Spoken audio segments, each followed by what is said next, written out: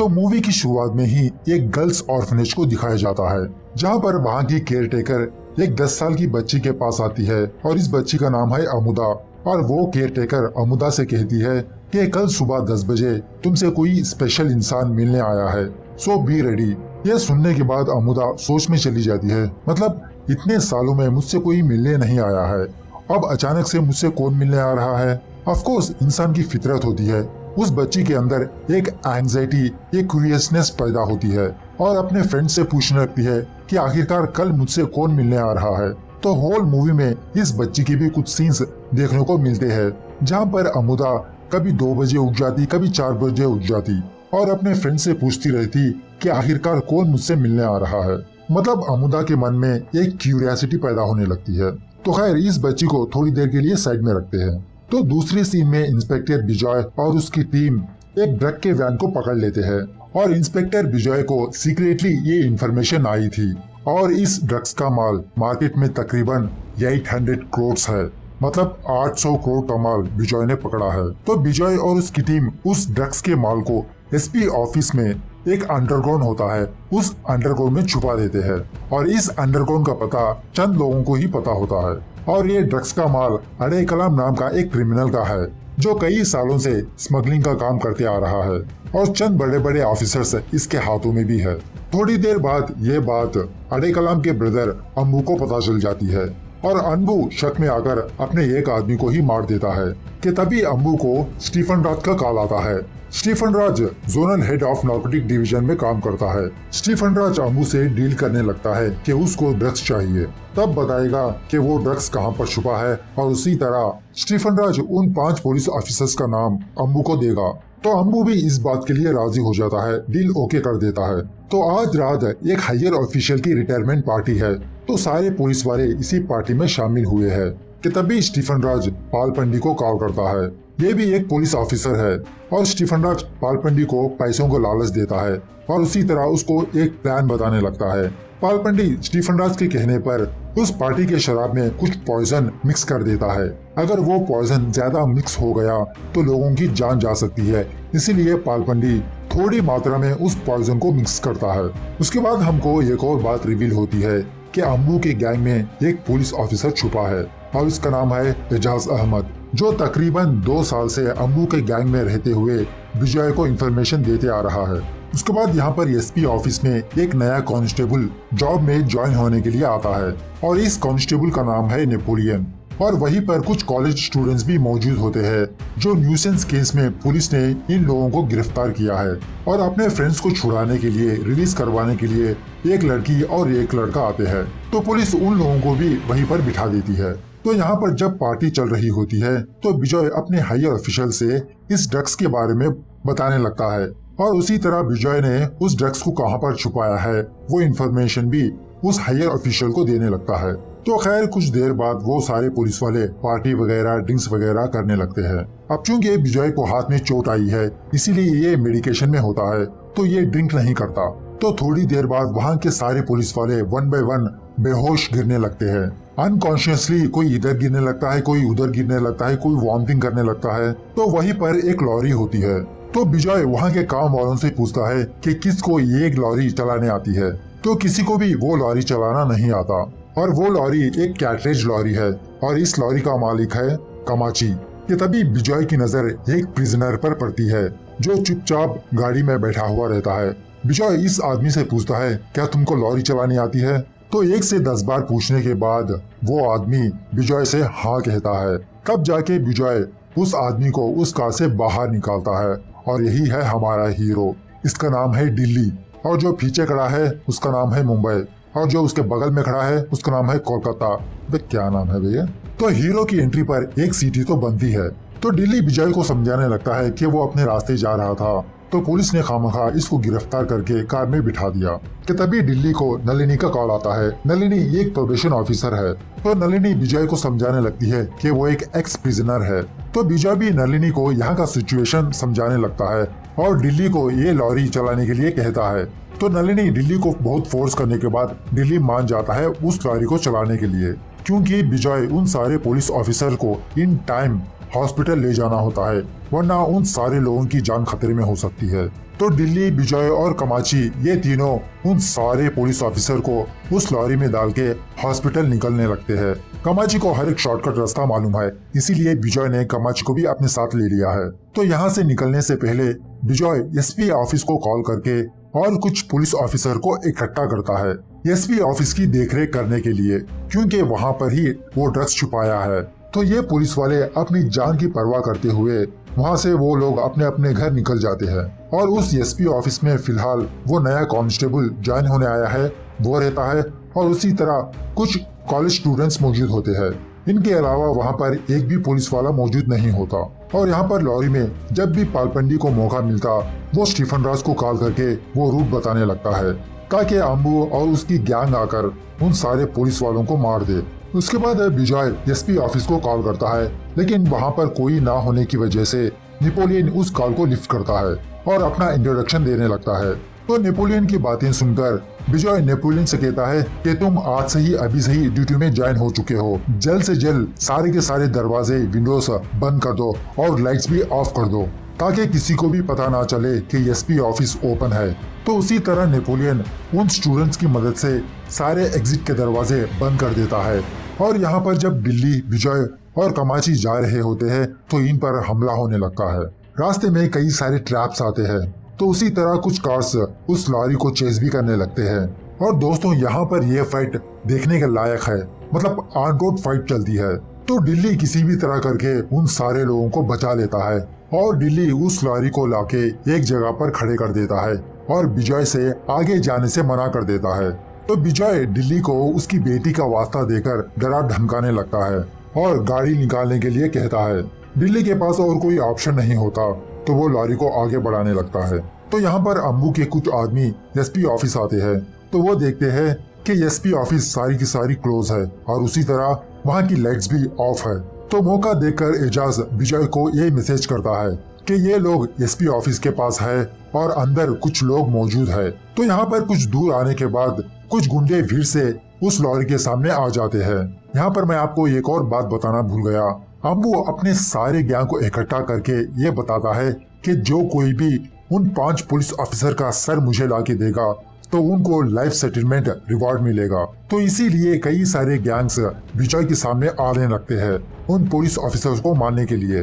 तो इन गुंडों को देखकर दिल्ली इस लॉरी को आगे ले जाने से मना कर देता है और विजय से एक वादा लेने लगता है कि वो दिल्ली की बेटी को एक अच्छी लाइफ देगा, एक अच्छे स्कूल में पढ़ाएगा। तो फिलहाल तो विजय दिल्ली की बात को मान लेता है। उसके बाद यहाँ पर एक और धांसू फाइट होती है। ये फाइट भी देखने के लायक है। यहाँ पर अम्बू अपने सारे आदमियों को लेकर एसपी ऑफिस पहुँचता है उस माल को हासिल करने के लिए, क्योंकि स्टीफन राज अम्बू को बता दिया था कि वो ड्रग्स कहाँ पर छुपा है। उसके बाद विजय नेपोलियन को वीडियो कॉल करता है और इस ड्रग्स के साथ कुछ आदमी भी पकड़े गए थे। उन प्रिजनर से एक डील बात करने लगता है कि बाहर अम्बू और उसके लोग अपने घर चले जाए तो विजय इन सारे प्रिजनर्स को रिलीज कर देगा और जो ड्रग्स अम्बू ढूंढ रहा है वो यहाँ पर मौजूद नहीं है। तो यही बात वहाँ का एक प्रिजनर अम्बू को बताने लगता है। तो अम्बू भी ये डील को ओके कर देता है और नेपोलियन उस सेल को जब ओपन करने जाता है कि तभी विजय फिर से नेपोलियन को कॉल करके रोक देता है और उस सेल में जो प्रिजनर्स है उनके नाम पूछने को कहता है। तो देखते ही देखते प्रिजन से ही एक आदमी नेपोलियन को पकड़ लेता है और वो कोई नहीं अड़े कलाम है, यानी अम्बू का बड़ा भाई, इस गैंग का लीडर। तो नेपोलियन किसी भी तरह करके उसके चंगुल से बाहर आता है। ये देखने के बाद बाहर से अम्बू और उसके आदमी उस एसपी ऑफिस में घुसने की कोशिश करते हैं। वो अंदर एंटर होने का इधर उधर दरवाजा ढूंढने लगते हैं, लेकिन सारे के सारे दरवाजे क्लोज होते हैं। कि तभी अड़े कलाम उस प्रिजन के खिड़की से अम्बू को आवाज लगाने लगता है। अम्बू को इस एसपी ऑफिस में घुसने का एक सीक्रेट दरवाजा बताने लगता है, लेकिन अम्बू को सीधी तरह से सुनाई नहीं देता। तो अड़े कलाम की बातों को और डिस्टर्ब करने के लिए अंदर से वो कॉलेज स्टूडेंट्स एक लाउड स्पीकर, एक म्यूजिक ऑन कर देते हैं ताकि अड़े कलाम की आवाज बाहर ना जाए। तो यहाँ पर दिल्ली के पास एक और गैंग आती है इन पर हमला करने के लिए। इसी हमले में विजय घायल हो जाता है और उसी तरह विजय बेहोश भी हो जाता है, लेकिन दिल्ली किसी भी तरह करके उस लॉरी को वहाँ से निकालने में कामयाब हो जाता है। तो यहाँ पर एजाज किसी भी तरह करके अम्बू के गैंग से बाहर आता है और विजय को ये मैसेज करता है कि वो इस शहर को छोड़ने वाला है और ये मिशन ये ड्रॉप करने वाला है। यहाँ पर एसपी ऑफिस के पास अम्बू एक पेड़ के सहारे से उस एसपी ऑफिस में अंदर घुसने में कामयाब हो जाता है और नेपोलियन को मारने की कोशिश करता है, लेकिन वहाँ के स्टूडेंट्स अम्बू को रोकने की कोशिश करते हैं। इस तरह से इन दोनों के बीच हाथापाई होती है। तो खैर किसी भी तरह करके वो कॉलेज स्टूडेंट्स अम्बू को बांध देते हैं और यहाँ पर डिल्ली उस लॉरी को लेकर एक स्कूल के पास लाकर खड़ा कर देता है, क्योंकि विजय का कहना था, लेकिन विजय अभी भी बेहोश में है। कमाची दिल्ली से उसके फ्लैशबैक के बारे में पूछता है कि वो कैसे जेल गया। तो भाई साहब यहाँ पर 2 मिनट की कंटिन्यूस शॉट है, मतलब हमारे कार्तिक भाई साहब 2 मिनट तक एक ही डायलॉग कहा विदाउट कैमरा कट के, सिर्फ कैमरा जूम होते ही रहता है। बहुत एक्स्ट्राऑर्डिनरी परफॉर्मेंस दी है इसमें। तो खैर दिल्ली कमाची से अपने फ्लैशबैक के बारे में बताने लगता है कि उसकी एक वाइफ थी, वो प्रेग्नेंट थी और कोई इसकी वाइफ को मारने आ रहा था। तो उस गुस्से में दिल्ली ने उस आदमी को मार दिया और वो जेल चला गया। तो इसी तरह दिल्ली की वाइफ एक बच्ची को जन्म देके इस दुनिया से चली गई और दिल्ली की जिंदगी में इसकी एक बच्ची है। अपनी बच्ची से मिलने ही ये जा रहा है और कुछ देर बाद विजय को होश आता है और कुछ ऑफिसर्स की मदद से उन सारे पुलिस वालों को एक बस में बिठा देता है ताकि वो लोग जल्द से जल्द हॉस्पिटल पहुंचे। तो बस में बैठने के बाद पालपिंडी स्टीफन राज को उसका लोकेशन देने लगता है। तो स्टीफन राज पालपिंडी को कहता है कि वो विजय को मार दे, अगर विजय बच गया तो हम सारे लोग खतरे में हो सकते हैं। पालपिंडी स्टीफन राज की बातों को मानते हुए वो उस बस से नीचे उतरकर विजय के पास आता है, मतलब लॉरी के पास आता है और विजय से कहता है, सर अब मैं ठीक हूँ, क्या मैं आपके साथ आ सकता हूँ? तो विजय भी पालपिंडी को अपने लॉरी में बिठा लेता है। तो यहाँ पर एसपी ऑफिस में अम्बू का एक आदमी एक कॉलेज स्टूडेंट को पकड़ लेता है, इसका नाम है चिंटू, और अम्बू अपने आदमी को ऑर्डर देता है कि वो उस स्टूडेंट को मार दे। तो उसी तरह वो आदमी चिंटू का गला काट देता है। चिंटू वहीं पर ही मर जाता है। ये देखकर नेपोलियन को बहुत गुस्सा आता है और फायर एक्सटिंग्विशर को लेकर अम्बू को मार देता है। यहाँ पर स्टीफन राज को उस अंडरकवर ऑफिसर के बारे में पता चल जाता है, एजाज अहमद के बारे में, और स्टीफन राज ये बात टिप्स को बता देता है। टिप्स ये भी अड़े कलाम का आदमी है। तो यहाँ पर दिल्ली और विजय उन सारे पुलिस ऑफिसर्स को हॉस्पिटल ले जा रहे होते हैं। तो इनके सामने टिप्स आ जाता है और मौका देकर पालपिंडी दिल्ली के पीछे वार कर देता है। दिल्ली बहुत बुरी तरह से घायल होकर वहीं पर बेहोश गिर जाता है कि तभी वहाँ पर एजाज आता है। अब चूंकि टिप्स को ऑलरेडी पता था कि एजाज किसका आदमी है, ये जान लेने के बाद टिप्स एजाज को मार देता है। तो इस तरफ अड़े कलाम के आदमी उस एसपी ऑफिस में अंदर घुसने की कोशिश करते हैं। बहुत ही इंटेंस सिचुएशन चलता रहता है। तो यहाँ पर दिल्ली ने अपनी बेटी के लिए अपने पैसों से कुछ गोल्ड ईयररिंग्स खरीदा हुआ था। तो टिप्स उन ईयररिंग्स को अपने पैरों के नीचे कुचल देता है। ये देखकर दिल्ली को बहुत गुस्सा आता है और उसी घायल हालत में यहाँ पर बहुत जबरदस्त फाइट होती है। मतलब ये फाइट बहुत रियलिस्टिक लगी और उसी तरह दिल्ली पालपिंडी को भी मार देता है। अब चूंकि सारे के सारे गुंडे क्लियर हो चुके हैं तो वो बस हॉस्पिटल के लिए निकल जाती है। यहाँ पर नेपोलियन उन सारे कॉलेज स्टूडेंट्स को एक सेल में बंद कर देता है उनको बचाने के लिए, और बहुत धैर्य से बाहर आकर खड़ेता है। तो यहाँ पर दिल्ली, कमाची और विजय किसी भी तरह करके एसपी ऑफिस के पास पहुँच जाते हैं और विजय दिल्ली को एक सीक्रेट दरवाजा बताता है एसपी ऑफिस के अंदर एंटर होने का। तो दिल्ली अंदर जाते जाते विजय को अपना वादा याद दिलाता है कि वो उसकी बेटी का ख्याल रखेगा, मैं रहूं या ना रहूं। तो दिल्ली अंदर आने के बाद नेपोलियन और उन कॉलेज स्टूडेंट्स को बाहर जाने के लिए कहता है और नेपोलियन बाहर जाते जाते उस ड्रग्स के पास आता है, उस गोडाउन में आता है। नेपोलियन बहुत गुस्से में आकर इस ड्रग्स को जलाने के लिए नेपोलियन इधर उधर माचिस ढूंढने लगता है। तो वहाँ पर इन दोनों को माचिस के बदले एक सरप्राइजिंग चीज देखने को मिलती है।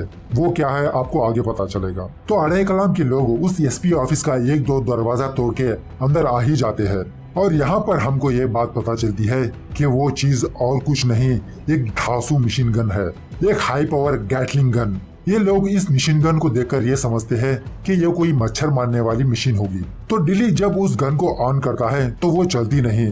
बाद में नेपोलियन उसके मैनुअल को पढ़ता है और लाल बटन दबाने के लिए कहता है, तब जाके ये गन फायर होने लगती है और यहाँ पर हमारे कार्तिक भाई साहब गोलियों की बारिश कर देते हैं। ये सीन देखने के लायक है। एग्जैक्टली हॉलीवुड को मैच करने वाली सीन है ये। मतलब वो बैकग्राउंड म्यूजिक, वो स्लो मोशन, भाई साहब जबरदस्त है। तो कार्तिक भाई साहब ना ऊपर देखते हैं, ना नीचे देखते हैं, ना दाएं देखते हैं, ना बाएं देखते हैं, फायरिंग करते ही जाते हैं और ये फायरिंग तकरीबन 3 मिनट तक चलती है और अड़े कलाम के सारे लोग मारे जाते हैं। तो 3 मिनट लगातार फायरिंग के बाद यहाँ पर एक सुनसान सा माहौल। तो इन सारे पुलिस ऑफिसर्स को इन टाइम हॉस्पिटल लाने की वजह से इन सारे लोगों की जान बच जाती है और उसी तरह स्टीफन राज भी गिरफ्तार हो जाता है। तो फाइनली नलिनी दिल्ली के बेटी को दिल्ली के पास लाती है। दिल्ली अपनी बेटी को देखकर गले लग जाता है। तो यहाँ पर प्रेजेंट में अड़े कलाम का आदमी अड़े कलाम से कहता है, ये दिल्ली कौन है भाई, हमें उससे क्या लेना देना है, बीच में आकर हमारे सारे लोगों को मार दिया उसने। ये सुनकर अड़े कलाम कहता है, लेना देना है, उसका नाम है दिल्ली। जिससे हमको ये बात पता चलती है कि इसका सीक्वल भी आने वाला है। तो यहाँ पर ये मूवी दी एंड होती है। तो दोस्तों कैसी लगी मूवी आप कमेंट में जरूर बताइएगा।